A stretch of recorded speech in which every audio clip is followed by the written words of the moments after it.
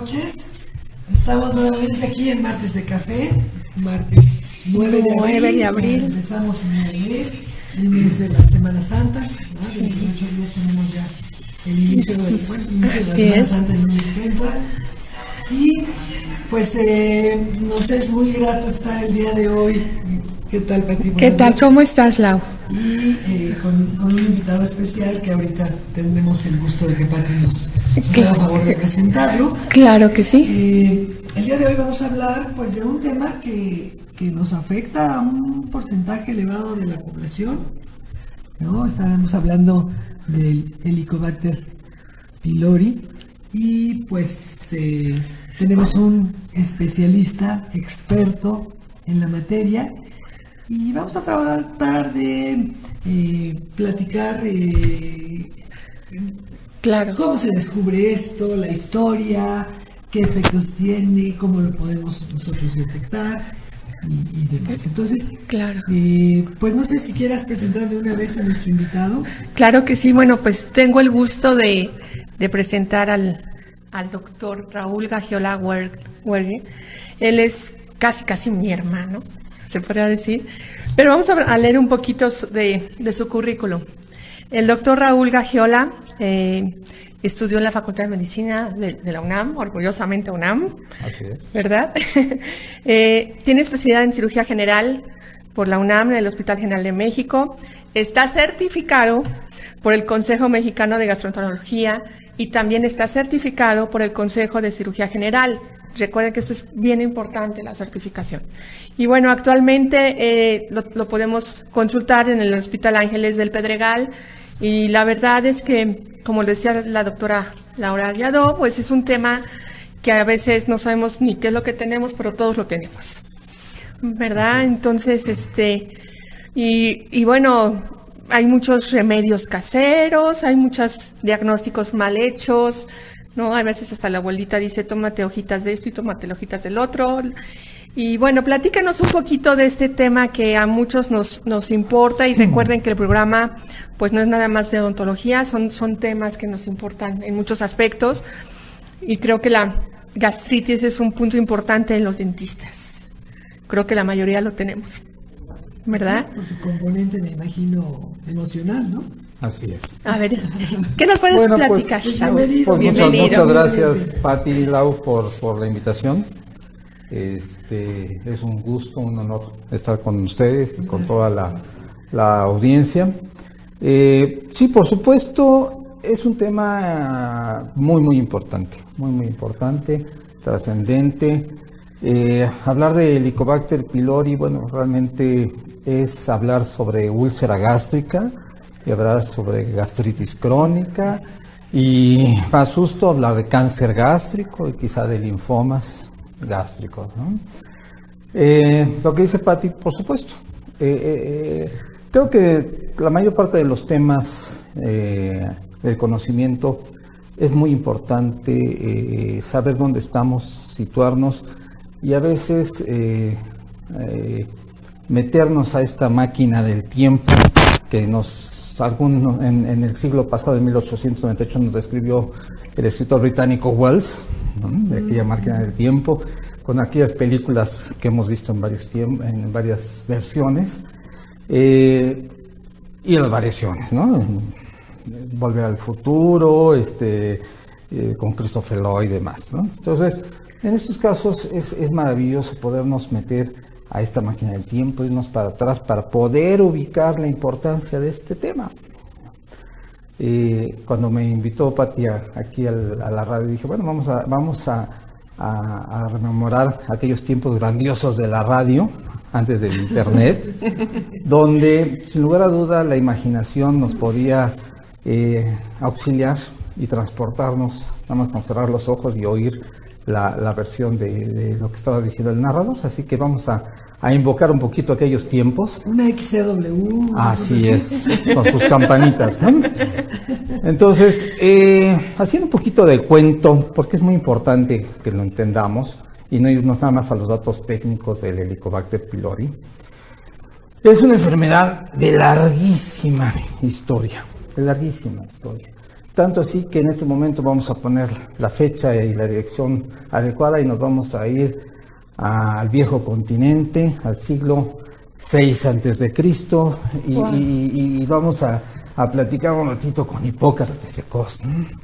Donde los médicos, aquel Galeno, aquel médico, no es Galeno, aquel médico ya hacía una importante distinción clínica, esa que divide la medicina y la filosofía, y era un gran observador de datos clínicos, y entonces veía que le ardía la barriga y que vomitaba, y ya estaba presente la enfermedad ulcerosa gástrica, la gastritis. La humanidad ha padecido esto y lo ha descrito desde entonces.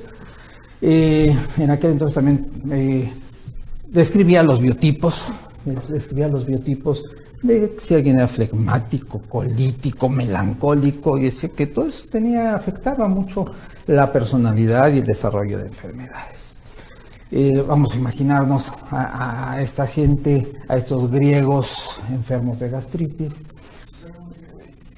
Sigue la historia y sigue el tiempo, y llegamos con Galeno, ¿sí? Los médicos latinos, donde finalmente decía él que el estómago o el estomaqui hablaba del enfado y de la amargura y de la furia cuando referirse del estomaqui, ¿no? Cicero, el gran politólogo y del Senado o senador y cónsul del Imperio Romano, decía, bueno, mi estómago funciona muy bien cuando yo grito. Entonces, bueno, las emociones se vertían a partir del estómago. Si todas estas historias de las enfermedades gástricas las toma muy bien, por ejemplo, Shakespeare, ¿sí? Y sus personajes, de hecho, las describe en la novela, en su escrito de Enrique VIII, cuando dice, bueno, este señor es tan ambicioso como su gran estómago, ¿no?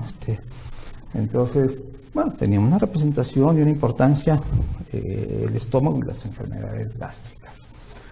Para no hacer el cuento muy largo de toda esta historia y esta evolución del tiempo, hay grandes personajes que se sabe que tuvieron úlcera gástrica y que muy probablemente la historia hubiera cambiado si hubieran vivido a lo mejor en esta época donde el tratamiento y la etiología ya está resuelta. Hay un libro muy bonito del doctor Juan Antonio Vallejo Nájera que se llama exactamente úlcera gastroduodenal y las enfermedades de 10 famosos en la historia. Y ahí nos hace mención específicamente de algunos famosos, como fue Voltaire, que además de agrio y malhumorado, referían que a los 16 años ya había presentado vómitos y lo que conocemos como hematemesis, esto es, vómitos de sangre, ¿no? Que era una úlcera gástrica, seguramente una gastritis muy intensa. Darwin, otro que no le gustaba viajar, a pesar de la historia que siempre lo vemos ya en el evolucionismo, en la isla Galápagos, se me descompone el estómago, me pongo muy mal. Hay un doctor Ben Jones que describe la proteinuria de Ben Jones y que finalmente también sabía que tenía su úlcera gástrica y la trataba, se autotrataba con agua bicarbonatada para alcalinizar esta superacidez del estómago. Decía hace rato que llegué aquí que uno de los grandes personajes de la historia, que siempre traía su manita metida en el costado, Napoleón. Napoleón Bonaparte. Bueno, se tomaba sus agüitas de anís para mejorar y conquistar. Sí, pero de todos modos, bueno, en el exilio, cuando muere, ¿no? Se describe que en su autopsia finalmente había una úlcera perforada al hígado y con datos posiblemente de malignidad. Entonces aquí se había pasado toda la evolución de la úlcera gástrica, que se había mutado y había transformado en un cáncer gástrico. Acabó de tronar con sí, el ¿no? anís. Pues, sí, Si otras batallas no lo habían derrotado, esta sí la derrotó a los 51 años, ¿no? Y se dice que vomitaba sangre. Pero muchos otros que vomitaban o tosían sangre tenían tuberculosis. Esto estamos hablando de aquellos que tenían una úlcera gástrica. Entonces, la enfermedad ulcerosa gástrica o gastrodenal tiene mucha historia y fantástica y no se rompe aquí el secreto de la confidencialidad ni todo eso, ¿no? Por los datos personales, sino, bueno, es parte de la historia de la medicina, parte de la humanidad. En la Edad Media, sigue nuestra máquina transitando por las callejuelas de las diferentes ciudades medievales y podemos imaginarnos cómo a los cadáveres, los científicos de aquel entonces, casi vetados por hacer este tipo de disecciones en contra de la naturaleza humana, bueno, llegaban a descubrir úlceras gástricas en el estómago. En el siglo XIX hay un doctor que empieza a poner ya las bases de la medicina actual, que es Jean Crevellier, y hace una disección perfecta de la úlcera gástrica redondeada.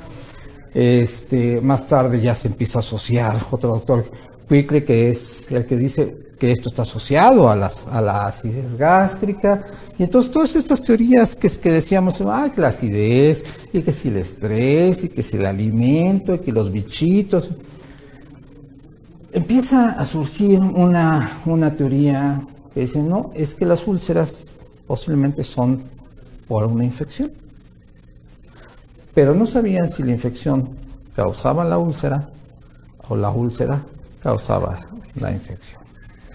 Finalmente, bueno, se pensó que era un problema isquémico, que si la psicosis, que si era un trastorno psicosomático, que no, que era la herencia, que el peso ya estaba determinado, que bueno, sin lugar a los biotipos, que si era gordo, que si era flaco, etcétera, ¿no? Entonces, todo esto es muy importante porque finalmente la historia clínica de esta evolución de esta enfermedad pasa por muchas suposiciones, ¿no? De teorías, de etiología y demás. Corre el tiempo y hay que saber que finalmente en el siglo ya XX las úlceras gástricas se trataban prácticamente, se empezó a tratar con cirugía, ¿no? Había úlcera gástrica, todavía a mí en mi formación en el Hospital General me tocó operar algunas úlceras gástricas, a pesar de que ya en otras partes del mundo ya empezaba a haber los medicamentos, pero finalmente, bueno, hubo grandes cirujanos, entre ellos el doctor Billroth, Raster, Poliak, Hofmeister, que hacían las gastrectomías, sacábamos parte del antro gástrico. ¿Por qué? Porque eran problemas complicados, donde se sangraba la úlcera, donde se perforaba la úlcera, o si era una cuestión crónica, las cicatrices se retraen y había una estrechez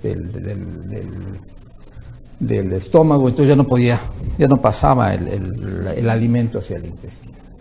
Para esto se diseñaron estas úlceras. En esta evolución histórica de conocimientos hubo un momento en que alguien dijo, bueno, a ver si la acidez es parte de la causa de la gastritis y de la úlcera, pues vamos a quitar la acidez. Y entonces anatómicamente empezó a ver la resección de los nervios vagos. Entonces se hizo la vagotomía, aquellas cirugías fisiológicas. Bueno, el que hacía vagotomía era un dios prácticamente de la cirugía. Esas gastrectomías eran una maravilla. Era una de nuestras cirugías más triunfales, ¿no? Más importantes. El que lograba hacer una ya estaba hecho cirujano, ¿no? Finalmente, en 1902, viene la contraparte, el doctor inglés Atkins, en sus estudios y demás, describe que encuentra una sustancia, una proteína, que finalmente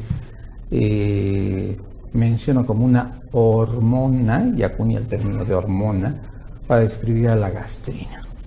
Esta gastrina que estimula la secreción gástrica del ácido clorhídrico.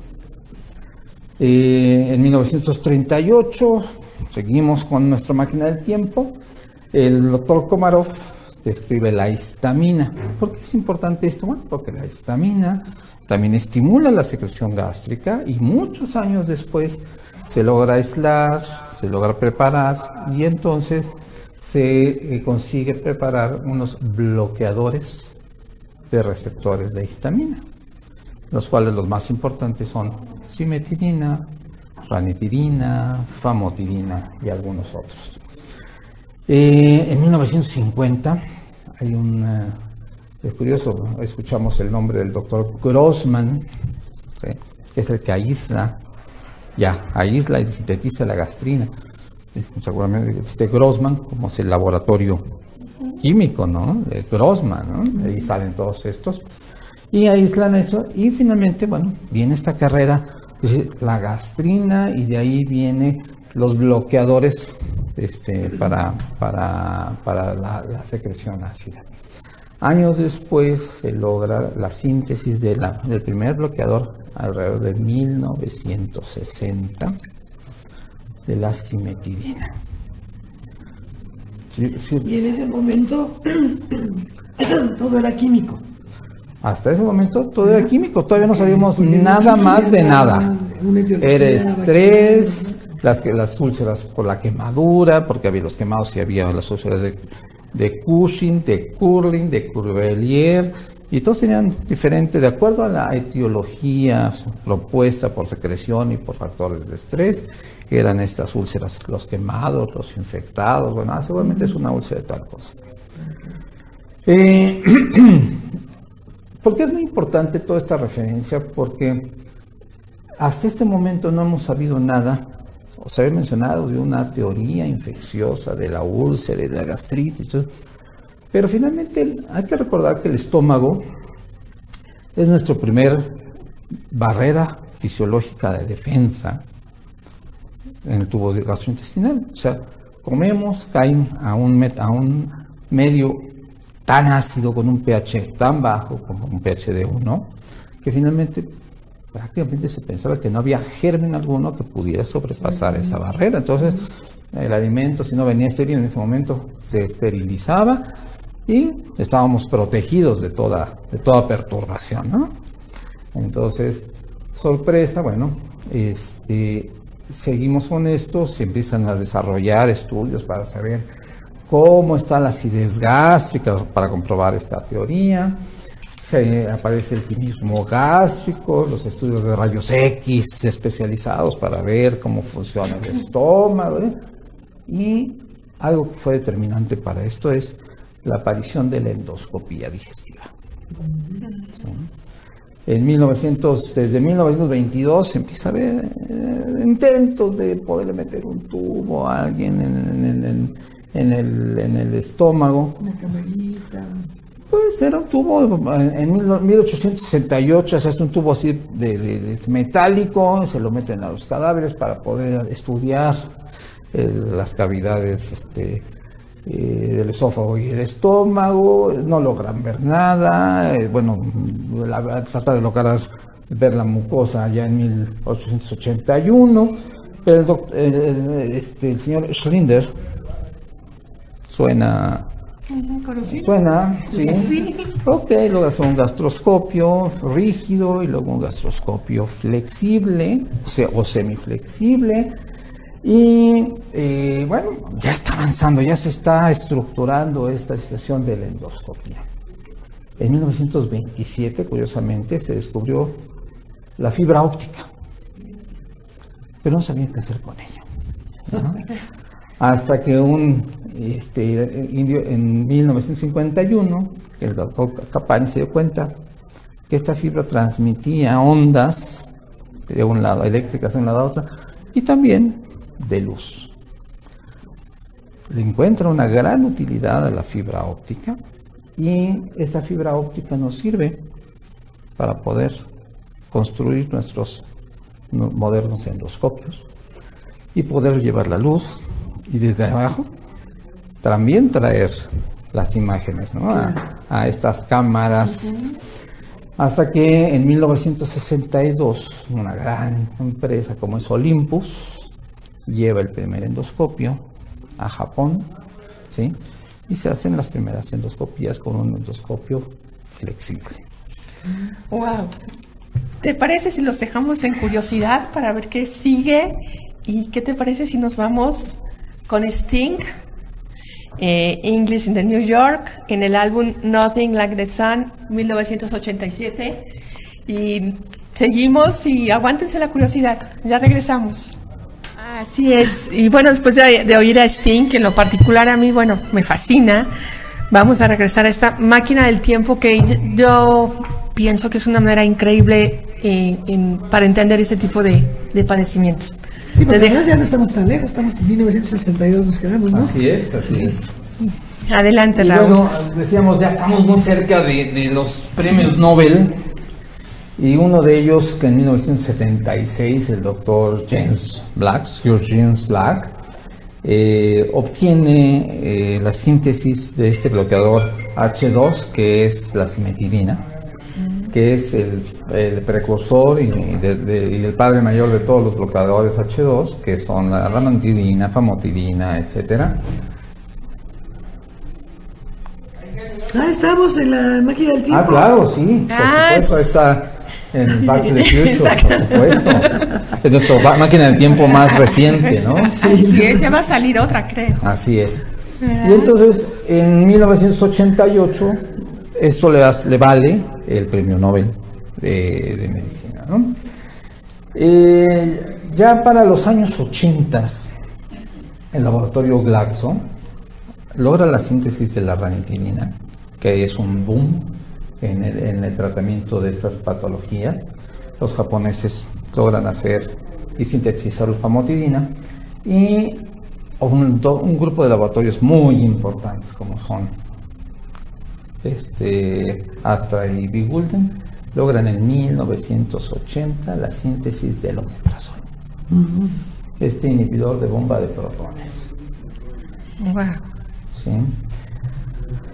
Esto ya hemos logrado suprimir el ácido, las úlceras gástricas empiezan a disminuir sustancialmente, y la gastritis en su presentación y en su gravedad. Los cirujanos nos empezamos a rendir entre los niveles, porque ya no se operan las úlceras. Antes, úlcera que se veía, cirugía segura, ahora ya no se operan. Sin embargo, se da el tratamiento, se completa el tratamiento y el paciente tiene recurrencia. A los pocos meses, otra vez la úlcera gástrica. En 1984, viendo todo este tipo de situaciones, un doctor, o bueno, un grupo de doctores, pero fundamentalmente el doctor Barry Marshall, australiano, de 42 años de edad, que tenía su esposa, muy dedicada, lo apoyaba mucho, aunque siempre se quejaba de que no estaba con él. ¿Ella era médico o no? También médico, con 5 hijos, etcétera, etcétera. Él es histopatólogo, se la pasaba en el microscopio viendo eso, y viendo una muestra, una laminilla de un paciente con gastritis crónica. Identifica una línea azul en esta laminilla, le aumenta el lente, el aumento, y entonces se da cuenta que hay unas bacterias especiales que parecen bacilos, y por su aspecto como si estuvieran espirulados, como tuvieran como tornillo. Una especie, exactamente. Hoy sabemos que ese tornillo son unas hélices o unos flagelos, y por eso parecen hélices, es un helico. No es porque sean espirales, sino porque tiene estas hélices. Y empieza a estudiar. Dice, fíjense, aquí hay algo con la gastritis crónica, y hay estos bichitos en el estómago.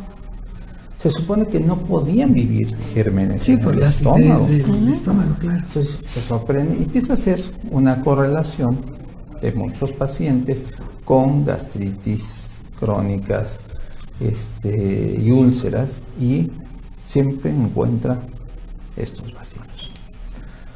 Al mismo tiempo, el doctor Robin Warren está queriendo hacer su tesis doctoral, y su asesor le dice, pues mira, tienes muchas ganas, ve con el doctor Marshall, que está haciendo una cosa media loca, a ver qué te parece.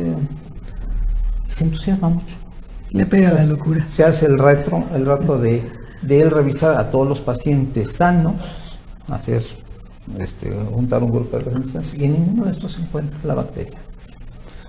Entonces, bueno, sin lugar a dudas, hay una causa-efecto de esta bacteria con gastritis. Los que no tienen no tienen ningún problema. Esto se tenía que probar de alguna manera. El doctor Warner dice, esto es el germen que está causando esto, entonces vamos a inyectárselo a los perros. No pasa nada. Ya están los dos trabajando, Marshall y Warren. Entonces dice, pues hace la preparación especial y dice, me la voy a tomar. Entonces el doctor Marshall se toma la preparación con las bacterias estas, que a la sazón, por su aspecto y por la descripción de otro doctor, muchos años antes, en 1800 y tantos, William Bizarro había dicho que había unos que parecían Campylobacter. Le pusieron el nombre en su primera descripción que decía Campylobacter-like bacteria. Eso fue la descripción del bichito que hacen inicialmente. Se toma, híjole, toda la sintomatología de los pacientes con gastritis crónica y bueno, ya habían ideado cuál podía ser el tratamiento para ese bichito, que en ese momento fue con tetraciclinas. Se toma el tratamiento y adiós síntomas. Cumple con la demostración de los postulados de Koch, que era demostrar la reproducción de todo esto de los fenómenos, y entonces lo publican, buscan publicarlo. El hacer que la gente cambie su mentalidad de viejos postulados, es dificilísimo. Así es. Y entonces esta teoría infecciosa de la gastritis y de la úlcera y del cáncer gástrico y de una degeneración que lleva al linfoma, ¿sí?, gástrico, bueno, pues tenía hoy ya una prueba y empieza a postularse todo esto. Y esto, bueno, finalmente esto fue en 1984, 25 años, 30 años prácticamente después. En el 2005 les hace ganadores del Premio Nobel de Medicina. Wow. Entonces, toda esta historia lleva a que fue necesario tener presente que era una enfermedad muy importante y que nadie daba con el clavo. Que no era nada más la somatización, no nada más era el estrés, no solamente era el ácido, fue una evolución de conocimientos, y algo muy importante es que toda esta gente fue muy comprometida, muy obstinada, muy perseverante en poder demostrar todos estos avances en la medicina, en el tratamiento, el que descubrió y pudo sintetizar la cimetidina y la ranitidina y la gastrina. Son gente estudiosa, no son gente habitualmente de la casualidad, ¿no? Cuando nos dicen es que descubrió la ley de la gravedad porque le cayó una manzana en la cabeza. No, tenía una cantidad de estudios fabulosos, ¿no? Entonces, esta gente realmente, bueno, demostró que ese era, y tanto que dijo, me expongo a esta situación, ¿no? Es que imagínate. O sea, me pruebo que mi teoría es cierta. Y entonces, bueno, hoy sabemos, se hacen las pruebas adecuadas y este Campylobacter pylori inicialmente se ve que no pertenece a esta familia de Campylobacter y el nombre se cambia por Helicobacter pylori. ¿Sí? Hoy el Campylobacter pylori, ahora sí ya estamos aterrizando prácticamente en tiempos presentes. Bueno, sabemos la importancia se han hecho consensos a nivel mundial cada año, cada 4 años. Se hizo una junta de Maastricht donde se discutió, lo primero fue Maastricht 1, Maastricht 2, 3, bueno, para ver cómo se tratan, cuál es la patología, a qué pacientes les da cáncer, a qué pacientes no les da cáncer, por qué les da cáncer, qué lo causa, por qué finalmente es un bicho o una bacteria que pueda vivir en el estómago. ¿Y qué pasa con el ácido? ¿Por qué es resistente? ¿Por qué antibióticos sí le sirven? ¿Por qué antibióticos no le funcionan? Entonces, en relación a esto, bueno, sabemos que es un bacilo, el Helicobacter, el bacilo gram negativo, o sea que a la hora de las tinciones, no pinta con la tinción de gram. Ahí está nuestro Helicobacter pylori, exactamente, y esta es nuestra hélice, y este es el bacilo que nos ha dado tanta lata, ¿no? Y que acabó con Napoleón seguramente, ¿no? Y con mucha gente en el pasado. Finalmente, bueno, es una bacteria y es una epidemia que este Helicobacter pylori está presente se ha llegado a estimar que estaba presente en el 80% de la población. ¿Sí? En países desarrollados se estima que puede estar entre el 20 y el 50% de la población. Algunos ya con síntomas, algunos sin síntomas. O sea, sí es posible tenerla presente asintomática. Sí, sí. ¿Y cómo detectan, por ejemplo, que está en el 80% de la gente? Bueno, es un estimado estadístico. Okay. Sí, pues es muy difícil que a toda la población hayan hecho una prueba y digamos... Pero sí se hacen pruebas al paciente. Se estima que de acuerdo a una probabilidad estadística y medidas estadísticas, de acuerdo a las muestras que se hacen, puede ser un estimado estadístico. Oye, doctor, ¿y esto se da en niños o en adultos? Se ven en todos. Finalmente es una infección. Este germen no es un comensal nuestro, no lo tenemos como parte de nuestra flora intestinal, que es nuestra microbiota. Hoy hablar de la flora y la fauna ya es nada más teatral, ¿no? Realmente es esta microbiota intestina, bueno, hablamos de intestinal, tenemos microbiota en otras partes de nuestro organismo. No es un comensal, no es un germen, una bacteria que esté ahí, que un buen día se despierta de malas y empieza a dar lata.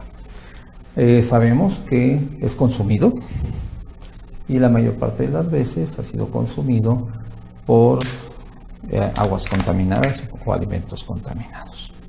Hace un par de años, de estos mitos urbanos, dijeron que habían llegado aves contaminadas, en la época de Navidad pavos contaminados, que bueno, quizá haya sido mito, pero finalmente el doctor Marshall, en un video que está circulando en las redes, ya tiene un tiempo, habla sobre el uso que tiene que ver un uso racional de los antibióticos, y uno de ellos alerta en relación a los antibióticos en la ganadería o en el cultivo de la cría de aves, ¿no? Que para que crezcan más, entonces hay una gran cantidad de gérmenes que se están volviendo resistentes, y esta es una de las vías por las cuales también pudiéramos adquirir alguno de estos.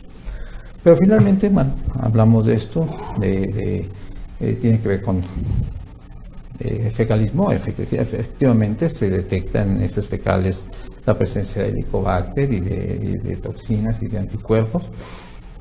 Entonces, ¿qué hacemos? Bueno, no comemos en agua contaminada. ¿Los chiquitos toman agua contaminada? Sí. En agua, botellas, albercas, ¿no? Oye, pero lo increíble es que te acuerdas cuando estábamos en la escuela. Yo iba a decir cuando estábamos chiquitos, pero no, cuando estábamos en la escuela que tomabas el agua del bebedero. Sí. O sea, y de la llave. Y ahora que hay botellas es cuando nos ponemos es algo increíble, ¿no? Una explicación a nivel mundial de todo esto puede ser, finalmente, bueno, somos más población, hay más migraciones, los controles sanitarios a veces no son tan estrictos en algunos sitios del mundo, del planeta. La gente es muy resistente a tomar medidas higiénicas, a tomar tratamientos completos, ¿sí? Nos tomamos 2 días el antibiótico, pero ya me siento mejor, se acabó, y eso no mata a una bacteria, ¿no? Hoy día, por lo menos en nuestro país hace un rato, si no tienes una receta médica, no te venden el antibiótico, pero pocos años antes se vendían como caramelos en las farmacias y en las tiendas de autoservicio. Oye, por ahí en algún momento alguien me explicaba que un agua embotellada, obviamente es un agua acidificada, que porque en este proceso de purificación y la eliminación de iones, minerales y demás, quedaba con un pH ácido. Ajá. ¿Tú sabes algo de esto? Porque hoy, obviamente, si eso fuera, pues también el agua entonces estaría siendo parte del medio en el cual se encuentra la bacteria, ¿no? Tanto tomamos aguas de estas que... Sí, no, realmente, bueno, el germen no es un germen que necesite la acidez para vivir. Tiene algo ácido y entonces en el cloro del chinita tenemos mucho... No. En relación al agua, no, desconozco. Hoy está de moda el agua alcalina y eso no tiene ningún efecto antibiótico demostrado. Obviamente el agua tiene, de acuerdo al pH y comparativamente con nosotros, un grado de acidez es un poquito más ácida que nuestro pH, ¿no? Pero bueno, no es un ácido... Sí, no es de uno. Exactamente. Realmente no funciona, es bastante neutral, ¿no? Para nosotros. Y las dietas, por ejemplo, ¿existen etnias como más propensas a esto por el tipo de alimentación o no tiene nada? Bueno, el Helicobacter, desde el punto de vista de higiene, si hablamos de higiene, bueno, todas las contaminaciones definitivamente propagan todas las infecciones o las infestaciones bacterianas, incluyendo esta, y parasitarias, virales, ¿no? Entonces, entre menor el desarrollo o menores las condiciones higiénicas, definitivamente sí. Si la nutrición en general no es buena, satisfactoria y equilibrada, por supuesto el sistema inmunológico tiene repercusiones. Si esta dieta en general, vuelvo a lo mismo, no es adecuada, entonces volveremos a hablar sobre la microbiota intestinal, se ve alterada y entonces las defensas del organismo están. Entonces, contestando la respuesta a la pregunta, sí tiene que ver un poquito con ahora, países desarrollados, hay culturas y países en Asia, ¿sí? Donde se consumen muchos alimentos crudos o ahumados, ¿no? Entonces, finalmente, esto sí, por supuesto, favorece la contaminación en la ingesta de bacterias, la que sea, entre ellas Helicobacter pylori. Alimentos muy irritantes, como lo que nosotros estamos acostumbrados aquí, por ejemplo, el chile, todo eso que dicen No que tiene nada que eso ver. daña muchísimo. No. Irrita porque tiene capsaicina y la capsaicina se ha visto que a nivel del tracto gastrointestinal es muy irritante. Quizá fuese más irritante para el colon y para los pacientes que tienen síndrome de intestino irritable, bueno, definitivamente chiles y adobos en general, por supuesto, son muy irritantes. Ahora, la capsaicina está demostrada que es un factor cancerígeno, sin lugar a duda, independientemente de Helicobacter pylori, ¿no? Hemos escuchado muchas veces que finalmente, bueno, argumentos de quien come mucho chile, bueno, pues la dieta de los mexicanos comer chile y no tenían cáncer gástrico. Sí, bueno, antes del mestizaje. Nuestros genes han cambiado y el mestizaje nos trajo genes con propensión al cáncer gástrico. Oye, ya a ver si te voy entendiendo. O sea, esta bacteria, el Helicobacter, está en el estómago. En el estómago tenemos ácidos, como tú dijiste. El ácido clorhídrico. Entonces, el ácido clorhídrico, esta bacteria es resistente a este ácido. Es decir, esta bacteria se adhiere a la mucosa o anda ahí digamos, nadando o... ¿Cómo es esto? Ok, ya nos íbamos a quedar en el próximo suspenso para el siguiente corte, pero bueno, finalmente... Bueno, ¿quieres? Vamos al siguiente corte y ya me contestas, ¿vale? Bueno. Ok, bueno, pues ahora vamos con Il Divo, Regresa a mí, 2004. Adelante, Il Divo. Pues bueno, ya regresamos después de El Divo, y ahora sí la respuesta, ¿en qué íbamos? Bueno, finalmente este animalito, esta bacteria, se ha hecho, podemos decir, es una bacteria inteligente, astuta. Y en la época. ¿sí? Entonces, claro, todo es inteligente. Entonces, tiene una serie de enzimas que se adhiere al epitelio de la mucosa, lo afecta y produce dos sustancias, dos toxinas muy importantes, una citotoxina vacuolizante y una asociada al gen A, que inflama, que la hace que se vacuolice, que cambie su estructura. De hecho, son responsables de estos cambios de metaplasia, displasia, cáncer, inclusive esta malignización tanto en cáncer gástrico como en linfomas, ¿no? Generan un proceso inflamatorio muy, muy importante.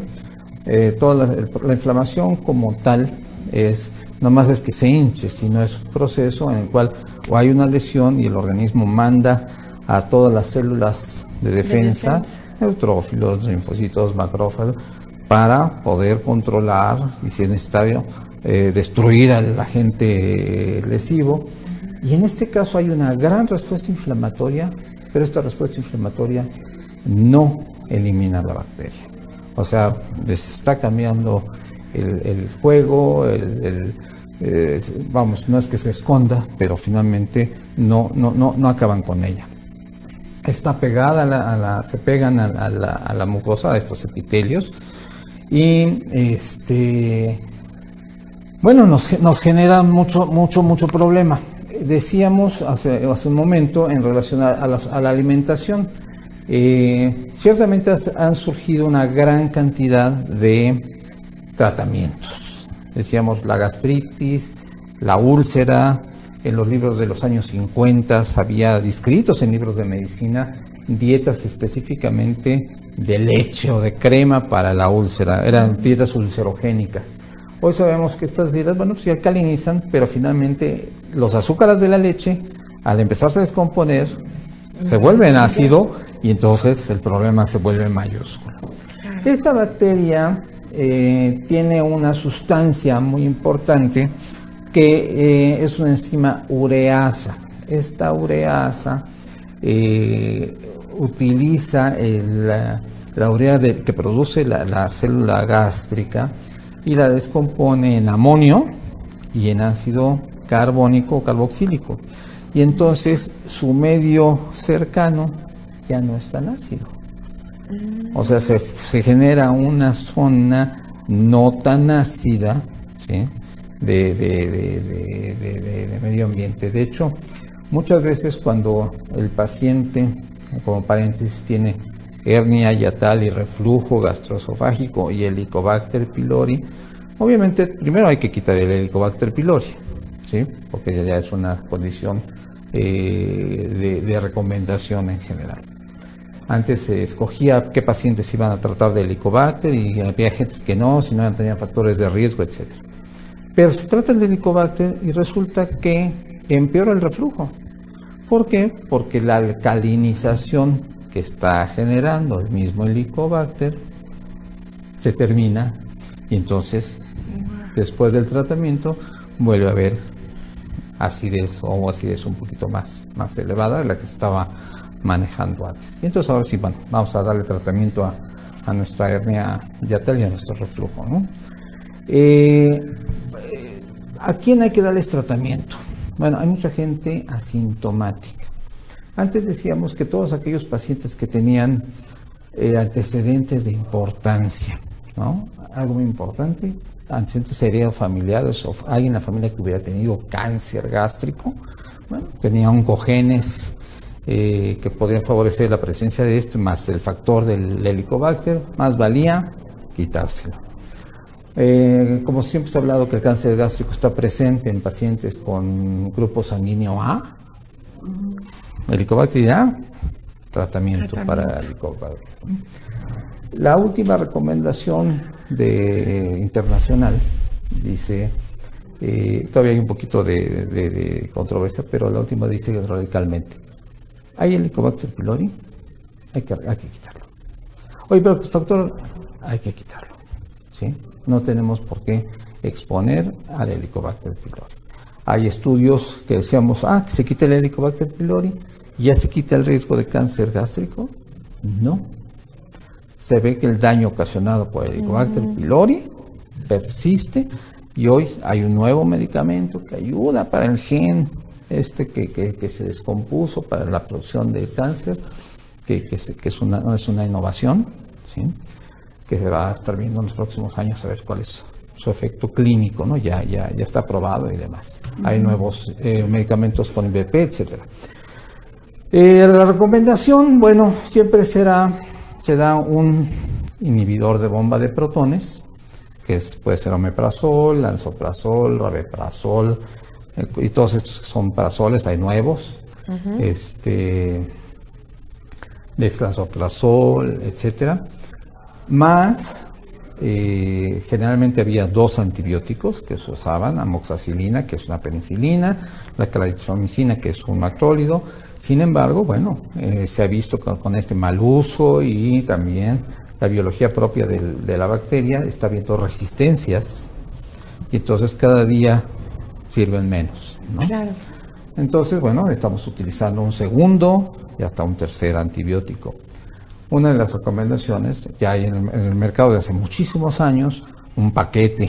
Hay 2 laboratorios que utilizan este paquete, que ya llevan el inhibidor de bomba de protones, la amoxicilina, la claritromicina.